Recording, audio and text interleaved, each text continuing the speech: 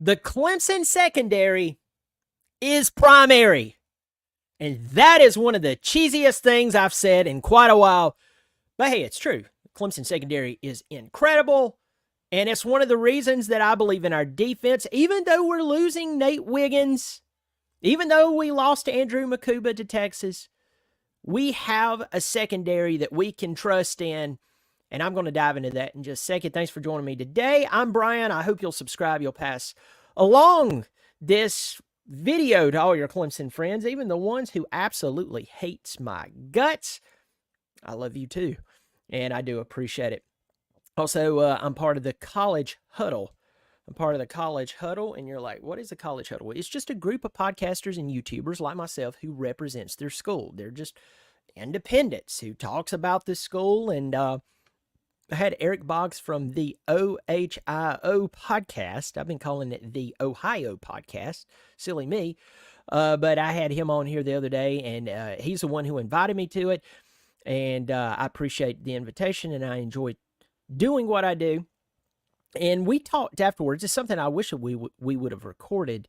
And we even thought about it once we started talking and played it later on, where we talked about just the power of independent YouTubers and podcasters talking about real issues that the fans care about without anyone meddling in saying, oop, don't say that. If you say that, you're going to, no.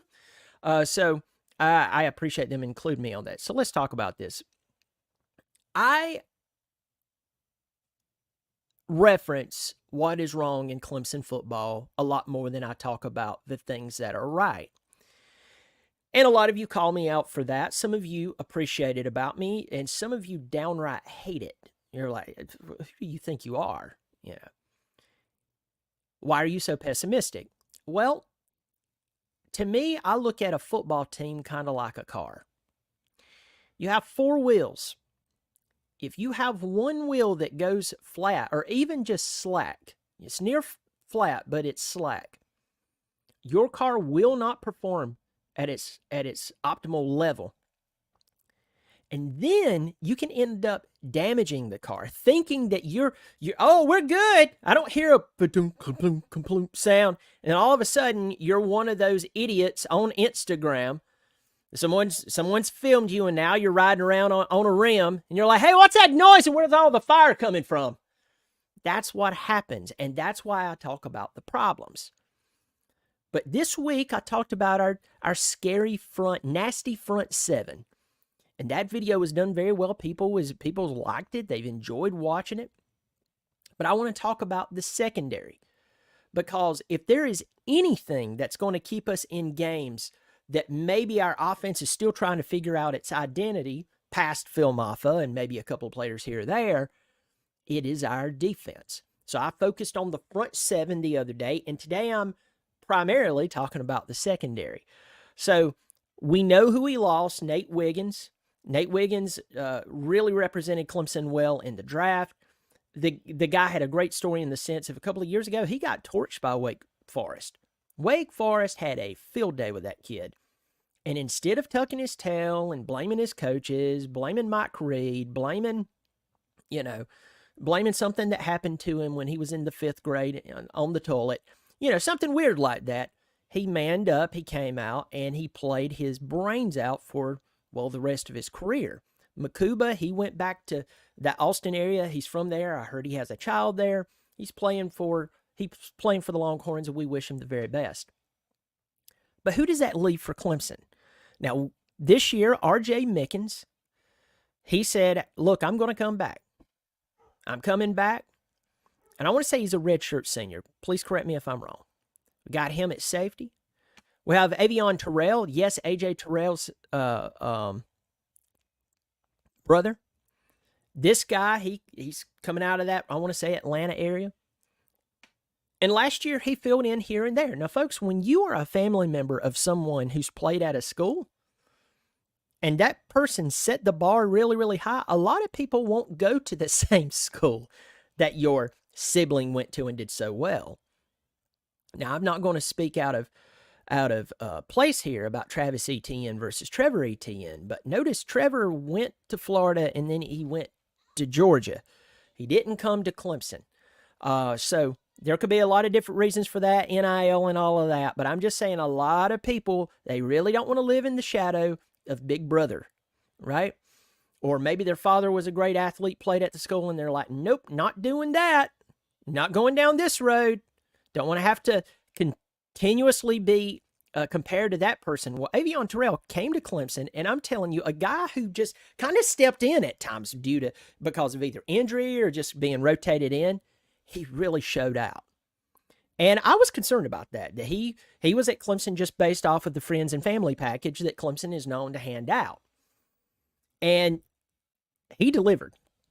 He delivered. And this guy came out, played his butt off, and had one of the best interceptions of all season, keeping his feet in bounds. When I say that was against Georgia Tech, the guy can play football, and it's great to have him. Jaden Lucas. Jaden Lucas is a junior, and it's kind of weird because Jaden Lucas is from the area of the upstate that I'm kind of located in the general area of.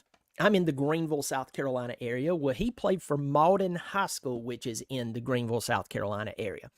Now, Malden High School is not a juggernaut football team. They'll have a few good years here and there, and then they'll have some really bad years. Jaden Lucas is a 5-star. He was a 5-star coming out of high school playing for Malden. And Clemson landed him. And his road has been a little more rocky, but Jaden Lucas is a junior. He's having some responsibility laid on his shoulders. The guy had an interception last year. So this is a big deal for him to come in. 10 tackles, 3 pass breakups. And so most likely he's going to get the starting nod as the cornerback. So you've got Avion Terrell, Jaden Lucas, R.J. Mickens, and then Sherrod Covell. Sherrod Covell will be the free safety. And he's not a tall guy. He's not huge, unless this is a misprint on the, which, by the way, I had I actually quoted something that was misprinted on someone's size, and everybody's having a field day with it. I think it was on Cape Hart. Yeah, I think Cape Hart is, Cape Hart, this is actually a typo, 6'4", 295. I think the guy's more like 345, but that was a typo, so y'all forgive me for that. Thanks for calling it out. But Sherrod Covell, coming out, 16 tackles, the guy can play football. He has that ability to come in and play football. He has that ability to come in and use his experience to anchor down the secondary. Now, let's talk about some of the players who are behind them. Now, some of these guys are like Tyler Venables. Tyler Venables, he had some injuries, and he's going to be playing some this year, definitely. Let's go on down the line, still looking through here. We can't forget about Shelton Lewis. Shelton Lewis had a pretty good season last year. He had 2 interceptions. He had 7 tackles. This is another guy who, kind of like Avion Terrell, got thrown in there due to injuries, or maybe someone was tired. Someone had a bad bowel movement that morning. And they're like, hey, you're going to get the nod. Shelton, so-and-so's on the can right now, crapping their brains out. He got the nod, came in, and he played very well. Now, I know I'm probably going to miss some people, and I notice that some of you, in the most absolute terrible, worst way you possibly can, you're going to let me know that I missed a few people. But I'm going to go directly to who we signed in the offseason, because in the offseason, you would have thought we didn't have one cornerback coming back at all, because we signed 1, 2, 3, 4, 5, 6 cornerbacks in this last recruiting cycle. 6. The number directly after 5, but previously before 7. 6 of them. Leading off with Corian Gibson, 6'1", 175. This guy can play football. He's a dangerous cat. Just dangerous. He's a big get for Clemson. One of our highest rated players, if my memory serves me correct. Ricardo Jones, 6'3", 200 pounds. I've heard this guy can lay the lumber. Got him coming in there. And to me, the next guy, he was this year's Khalil Barnes from 2023, the spring game. Khalil Barnes, he's a freshman, comes out in the 2023 spring game. You know, the game that doesn't mean anything, but it's actually over the past couple of years accurately portrayed what the team would play like the very next, season, which was, 6 months away, 5 months away. Kind of funny how that works, isn't it? Well, it's good news in this particular category because Tavoy Fagan had an interception, probably could have had 2 or 3 more interceptions. Guy came out and played like a man. Noah Dixon signed. He's another DB. Ashton Hampton and Joe Wilkinson. Now let's talk about the secondary and why it's so important to play well. Again, a lot of what I'm going to say, you're going to say, duh. But here's the key. A lot of us says duh when it's explained out logically. But when we get absolutely drunk on fandom, and notice below my name it says Clemson fan, not Clemson cult member.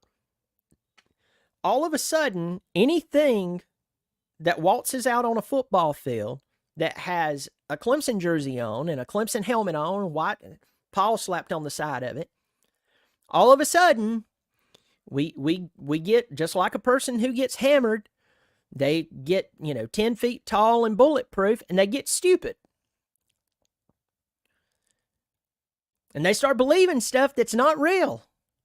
And they can do stuff that's not real until they play another team that's worth their weight in salt, and their coaching staff is as well. And then all of a sudden, your little world is ripped up like a sheet of paper right in front of you, torn up into little bitty pieces in your face, and there's nothing you can do about it. But the defense for Clemson is one of the reasons that very few teams will do that to us as a whole, all while the offense works out whatever it's working out, save Maffa and maybe a few other players. The secondary complements the front seven, and the front seven complements the secondary. This is how it's supposed to work. If your front seven is fantastic, but your secondary is suspect, well, if you face a good enough team, they will take advantage of the aggressiveness of the front seven and pick your secondary apart, and then suddenly the front seven means nothing. But if you take a secondary that's just solid with an incredible front seven, you've got a problem, because you can lock down those receivers just enough to break down the blocking along the offensive line. And when you have guys like Barrett Carter, and you have machines like Peter Woods and T.J. Parker out there, to name just a few, they can go in and rip the quarterback's head off. Or the front seven is so respected, they try to get the ball, the offense tries to get the ball away, and all of a sudden the secondary comes through, and now they have it. I know this is really simple, but folks, I'm telling you, the fundamentals of football are quite simple. And we have a secondary that is quite primary. Maybe everybody's paying a little more attention to the front seven for Clemson. There's a lot of people who, if you break down their assessment of Clemson's defense, they're paying a lot of attention, and rightfully so, to that front seven because of the people who's on it. And then, of course, recruits like Sammy Brown. Him and his hair, they're at Clemson now. I think his hair has a full scholarship as well. Full scholarship. And even I'm fine with that. But you have that playability. So when you come in against teams, even like Florida State or North Carolina State, you can know that will be one of the greatest reasons that we stay in those games early on in the season, because remember, pause there, our schedule is top heavy. Georgia, Appalachian State, NC State, Stanford, and forget about the Bay Area team, that's in the Atlantic Coast Conference, and Florida State. And then after that, I'm not saying that the schedule is easy, but it's definitely not like the first 5 weeks. And I'm not counting Stanford there. I do count Appalachian State as being more of a tough team. I saw that team who will be coming to play at Clemson. I saw them play in person last year. By the way, it's beautiful up there. Beautiful. If you can go to Boone and see a game at Kid Brewer, you need to. You need to. It's beautiful. Get a cabin, stay a couple of days. It would be a great time. But with that said, I my feelings on Georgia. If you watch me, I'm not saying that Clemson cannot, that there's no way Clemson can beat Georgia, but I just don't think it looks good. I'm sorry. Georgia looks like they're playing a whole other game right now. They're focused on football as an entire team. And I can't say that about Clemson as an entire team. And what I mean by that, that's counting the coaches. Okay? There's certain guys that's coaching at Clemson, I believe they eat, sleep, breathe, dream about, wake up, take a dump, eat, whatever, football. And then there's other people, I don't think they do. I don't think that they strategically think about football as a whole. And as the years go on, it's shaking out who? It's shaking out who is really good at strategy and who is not. And I can say this quite confidently. The defense has not let us down. So when you have this defensive unit come in and play, and I think they're going to play hard against Georgia, I just think that because the offense does not have its identity, and you can't put all of the game against Georgia on Phil Maffa, I'm just saying I see it very difficult for the Tigers to win that ball game. After that, they get the hardest game over first. Then you have Appalachian State, first home game. You have NC State, who has a lot of high hopes. Haven't beat Clemson since 2002 at Death Valley. And then a few weeks later, you play DJ, and that's going to be a very emotional game for everybody. It's going to go beyond your regular Clemson-Florida State game. And the ACC championship majorly runs through these two schools. I'm not excluding NC State there. I'm not. But when Clemson and Florida State gets together, we know how important that game's going to be. Because even with Clemson and their questions, Clemson is still one of the most consistent teams in the ACC. And part of that is because the ACC is just not that good. And Clemson's defense can go out and play very well with about anyone. I'm going to restate this, that the secondary, I think, won't do too bad against Georgia's passing game. Until they get tired. Until the front seven gets tired. Why? Because I just don't believe that the offense is going to have an identity in game one. So, but after that, I truly believe that this secondary unit is going to be a big reason why we might win some games that even some of the big media talking heads, or even people quietly in the Clemson community, goes, I just don't think that they're going to win that game. And then the secondary actually comes out and says otherwise. And I just want to throw this out there. Avion Terrell, yeah, he's a sophomore. Jaden Lucas, he's a junior. Mickens, I want to say he's a redshirt or fifth-year senior, something like that. Koval, he's a junior. Okay, I know that losing Nate Wiggins is a big deal.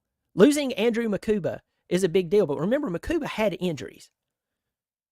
He was not playing. He was not, there was games he missed last year. But these guys, they were coming in and getting that experience. And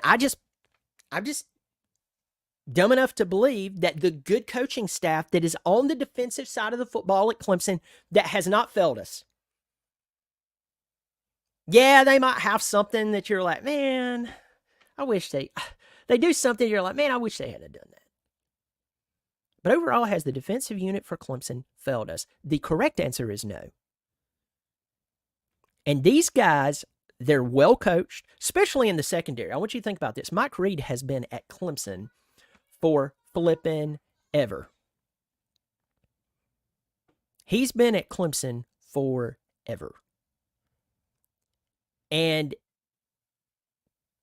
I think that the guy's just going to lead this team, in especially this secondary unit, to keep us in games while the offense tries to figure out who they are. So if you're someone who's like, Brian, I hope you're a little more optimistic today and less pessimistic.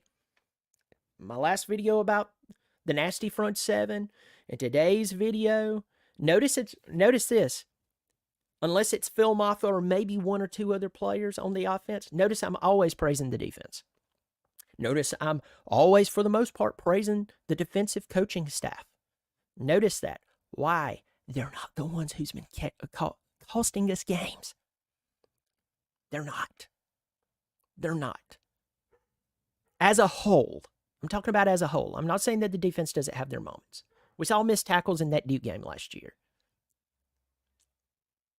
We saw some missed tackles, and people were going, well, I wouldn't, I was in shape, but I wasn't, in game shape. And Clemson fans are like, see, that makes sense. And it's like, so how was Duke in game shape? You want to answer that? Because there's two sides of the coin here. We got to be careful of the arguments that we use, and we try to apply them evenly. But anyway, tell me what you think. Is there a player that's kind of sneaking under the radar that you're looking forward to? Is there a player in our secondary? And I'm talking about with the secondary, since that's the topic of this video. Is there a player on the secondary that you question if they should see as much playing time? Leave that comment below. Also, I hope you'll subscribe. It is free, my friends. It is free. I hope you'll drop the comments in there and you'll subscribe. Also, if you want to join and support on a monthly basis, there's a join button below this video, $3 or $5 per month. I just gave 2 tiers. Hey, if you want to do $3, $5, please go for it. I'm going to go in the comments section, say hello to some people. Big John, look at that. Look at that. He is a supporter of Clemson football. He's a supporter of my channel. Look at that. Big thanks from the Clemson Tiger Reality family. Love the channel. Thank you so much for supporting the channel and being a friend for a long time here. Go through and Parker Henderson. Look at Parker Henderson. He's in here. Parker was just texting me just a little while ago.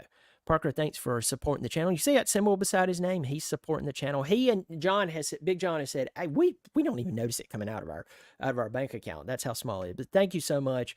Got David in here, David Wood. I got Dean Wilson in here. Where are you now? I think that's it's in here. Cohen Pope. It's good to see you. Yancey Chapman. Yancey, I hope you get to feeling better. Said you're having some health problems. I hope you get to feeling better. I even tell Bobby Durkin, say hello to you. Mike 3883, how likely is that Clemson faces NC State in the ACC championship as the first rival rematch of the new realigned conferences? It's not out of the question because NC State doesn't have to play Miami or Florida State. So after they get past us, literally, even the guys from NC State, Locked On Wolfpack, they were talking about the schedule gets easy after us. I mean, really, it does. That's not trash talk. It's true. They said it, and if you go look at it, it's true. So there is a chance that Clemson could, but, Clemson needs to take each game by game, and focus on just getting better as a whole, but especially on the offense. But it's not out of the question. Look, got my old buddy Eric in here. Hi, Eric.